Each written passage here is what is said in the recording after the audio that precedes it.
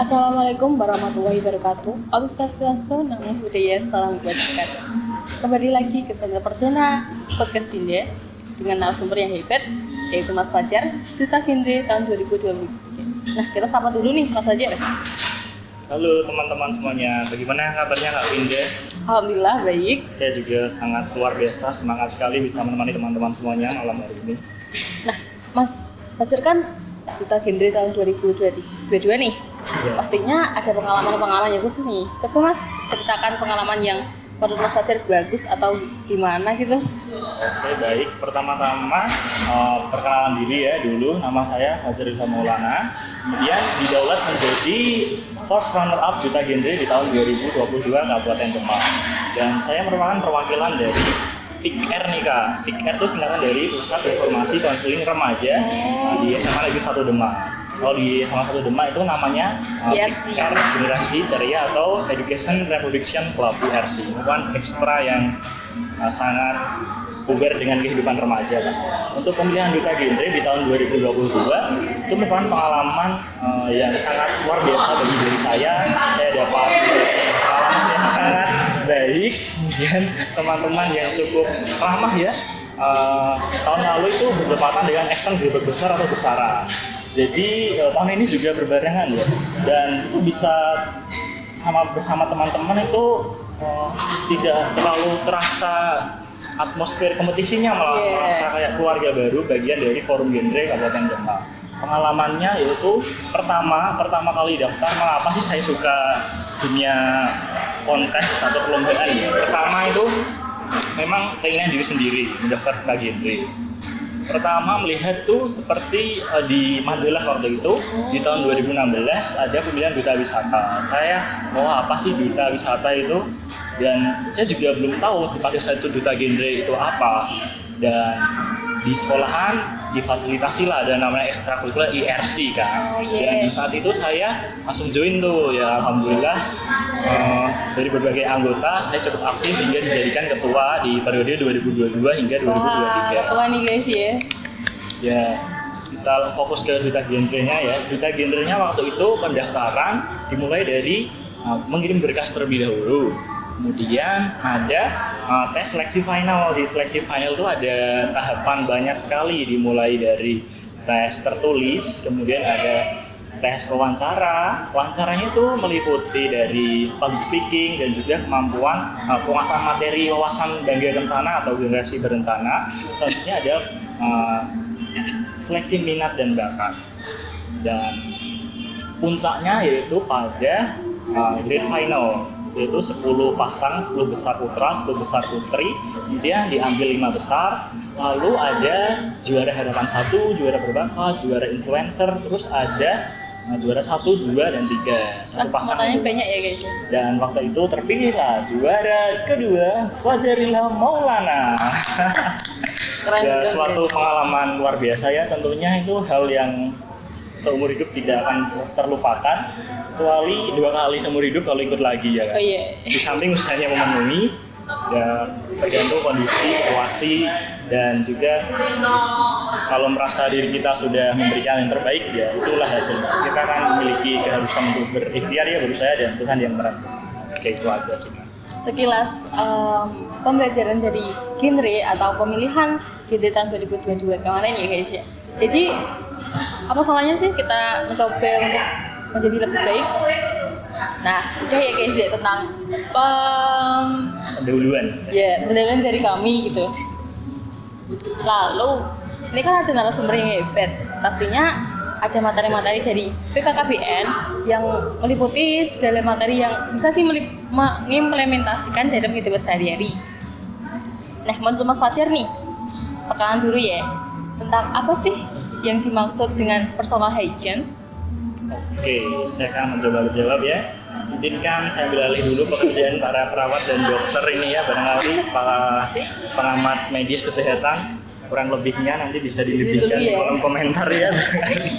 Jadi personal hygiene merupakan kondisi kita upaya untuk menjaga, mempertahankan, dan juga memperbaiki kondisi kesehatan kita. Tentunya melalui PHBS ya Pak. Apa itu PHBS? Yaitu perilaku hidup bersih dan sehat.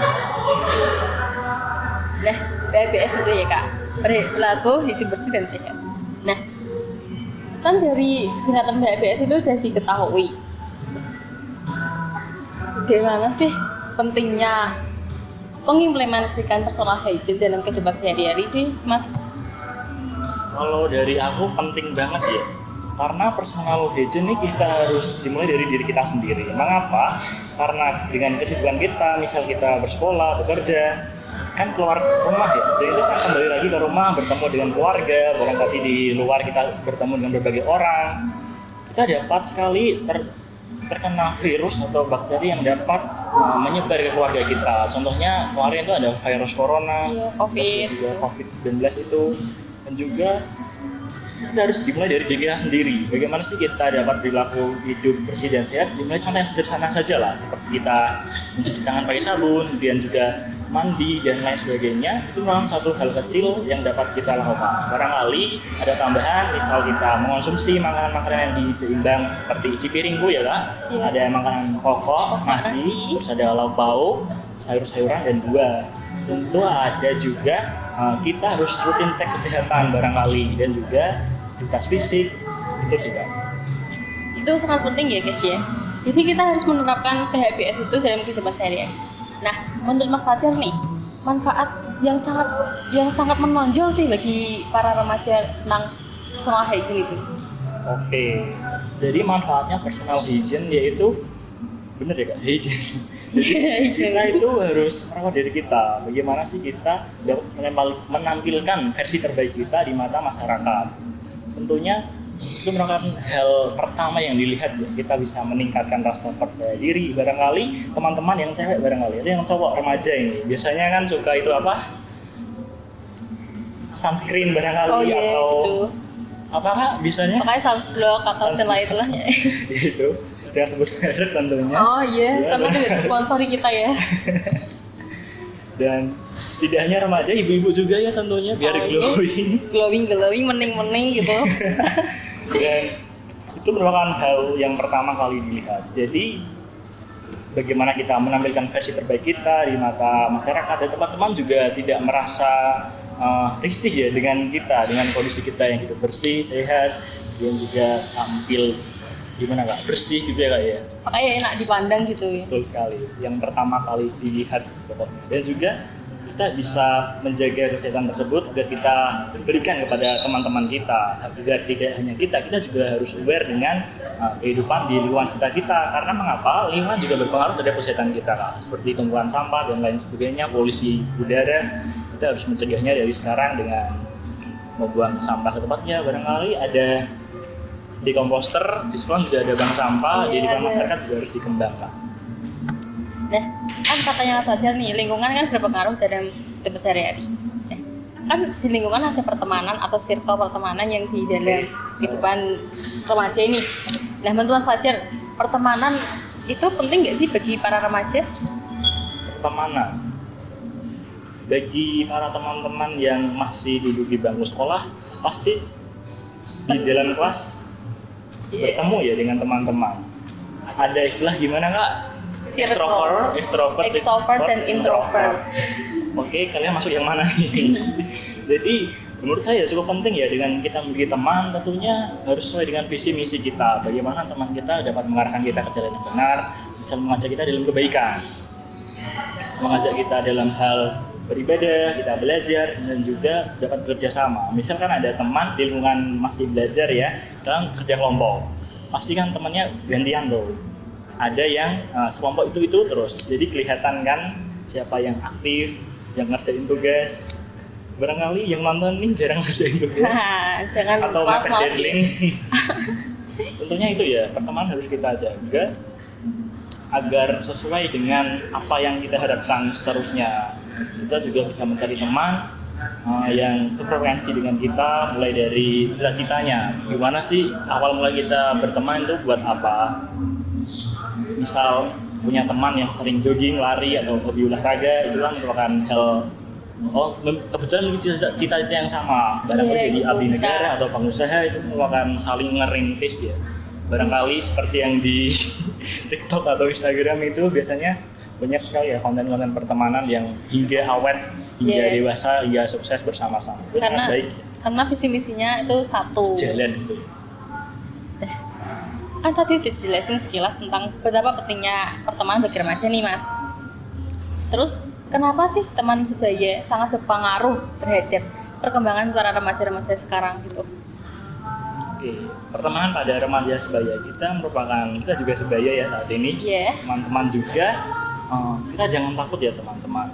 Apabila kita mendapatkan perlakuan yang tidak baik terhadap orang lain di sekitar kita, misal Betul. itu pembelian, perundungan, kita juga harus dapat melawan. Dengan di sekolah ada peran guru, ada guru BK, dan juga ada pemerintah, ada Dinas Sosial Pemberdayaan Perempuan dan Perlindungan Anak, ada Komnas HAM juga, dan sekarang juga mudah sekali melakukan pelaporan ya Pak. Di media sosial juga sudah terfasilitasi langkah-langkahnya. Apabila kalian takut juga kalian dapat meminta bantuan pada teman-teman yang ada di forum anak sebagai pelopor dan pelapor terhadap anak-anak. Dan juga kita sebagai remaja sebaya dapat memberikan yang terbaik kepada teman-teman kita. Karena jangan ada istilah pertemanan yang toksik gitu ya, harus betul, kita hindari. Kalau kita tidak bisa merubah orang tersebut, kita juga tidak bisa ya, itu kan dimulai dari diri kita sendiri. Bagaimana sih orangnya agar bisa sejalan dengan diri kita, mulai dari visi misi hidupnya dan cita-citanya, dan mengapa sih. Dan juga tidak bisa dipungkiri teman-teman yang toksik kan juga terdapat dari lingkungannya juga, membuat kita gimana Kak? Dan Ketularan juga ya, gitu. gitu bisa. Kita juga dapat berkumpul dengan teman-teman yang baik, barangkali dengan yang soleh juga akan tercium aroma wanginya gitu. Surga jannahnya Allah ya. Nah, ini kan ada sekilas info nih dari kita genre tahun 2023. Berapa? 2022. Maaf ya. Bisa dipelajari menurut Mas Fajar dapat bisa disimpulkan bahwa personal hygiene dan pertemanan bagi remaja itu sangat penting karena dari segi penampilan, segi berbicara atau segi pertemanan lingkungan itu berpengaruh sangat dalam kehidupan kita selanjutnya ya di masa gitu. depan. Bagaimana Kak? Cukup sekian. Kalian mau gimanain? Udah. Ditunggu ya. Ditunggu podcast berikutnya ya. Sampai jumpa. Assalamualaikum warahmatullahi wabarakatuh. Waalaikumsalam warahmatullahi wabarakatuh. Salam genre urung. Salam genre. Salam remaja genre. Sehat, cerdas, ceria. Genre Indonesia. Saatnya yang muda yang berencana.